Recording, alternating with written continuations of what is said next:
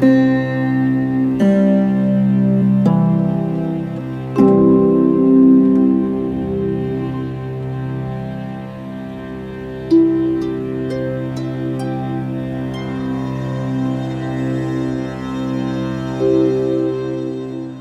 movement was started to free India from the clutches of the British. At that time, 1913 was the time when the India independence movement was started, and now next year is the 100th anniversary of that movement. Indians come here for higher education and economic prosperity.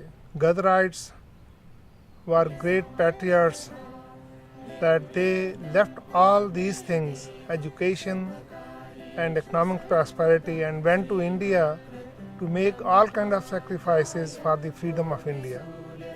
Not surprisingly, when they landed, they faced bullets firing on them. See, Gadhri is a great movement. It's a unique movement. What has to be seen, it is so inspirational at that time, and it still remains an inspirational movement. It was a secular first movement on a foreign soil which started the liberation movement of India. What is important to know is that many a times Gadhri movement is considered as a national movement. But what you look at it, the condemnation of tyranny, opposition to oppression, these are all factors which are of global significance. The Gadhri movement is not only simply a national movement, while it is so important for India because it started in the name of India, the values it held is of universal application. Secondly, you should also see that it was a secular movement. In fact, if you just go to that Gadhri memorial today and look at the photographs of the martyrs, it is just an experience which is unparalleled. It gives you a kind of inspiration. It is such a great place to go and visit.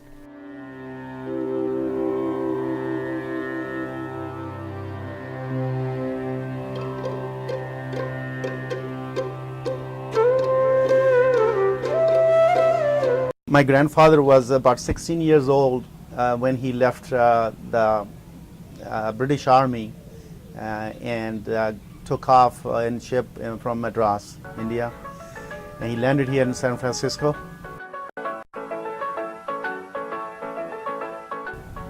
Those days in the summertime, some students would come from Berkeley to work in the summertime in farming community. And that's how they met the students and the farmers got together, and they start talking about the freedom, about the revolutionary thoughts they had in their mind to do something about free their country, because they tasted the freedom here, and they wanted the same thing for their own country. The gatherings started getting bigger and bigger. They started the newspaper called Gadhri Gunj. The press they bought, the cyclo-style, that required lots of manual labor. So that's where they used to work 24/7, make sure the paper gets done on time and would leave here on time. And they would publish here, and then they would smuggle into India. They hired a Russian Miss Suzo girl to smuggle that newspaper to India to wake people up. And they did it for about 2 years before they decided to go back. And my grandfather was he was a good writer, good speaker.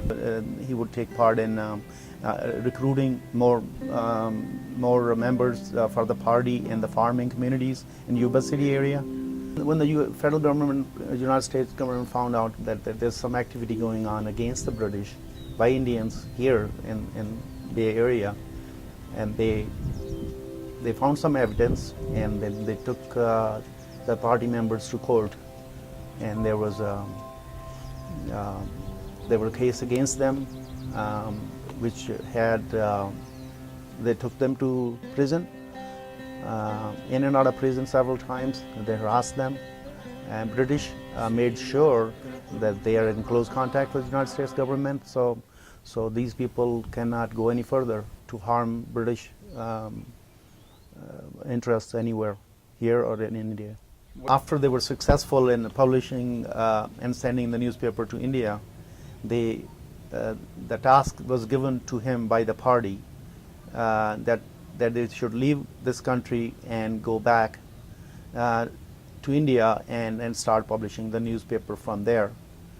And he, along with 3 or 4 of his associates, left for India and to find a suitable place so where they can set up their press and use their expertise to start publishing the newspaper.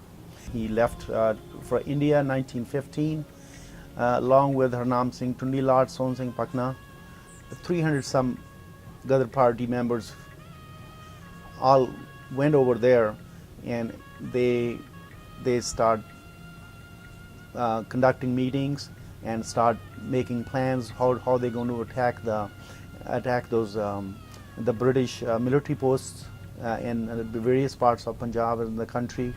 And but once their plan were not successful because British found out beforehand that what was going to happen, and then they arrested and killed a lot of their associates, and it was not successful.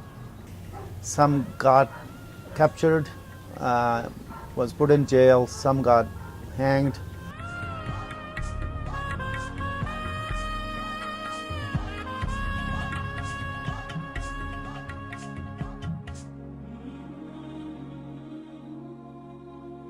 But they did not give up their struggle.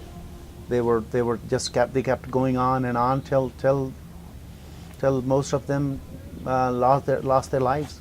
The villagers were also scared from the police and army, because the police would come home and they would surround the village for days and months, searching for him, and police would come and confiscate everything they could find in our house. And my grandmother, my mother, they would be out of the house, had nothing to live with. But he never gave up. He knew what the sacrifices are, what it would take to get the freedom. He knew. By the time we got freedom, he was very old. His wounds were, it wouldn't let him function well, which he suffered during the beatings in and out of jails for 20-30 years.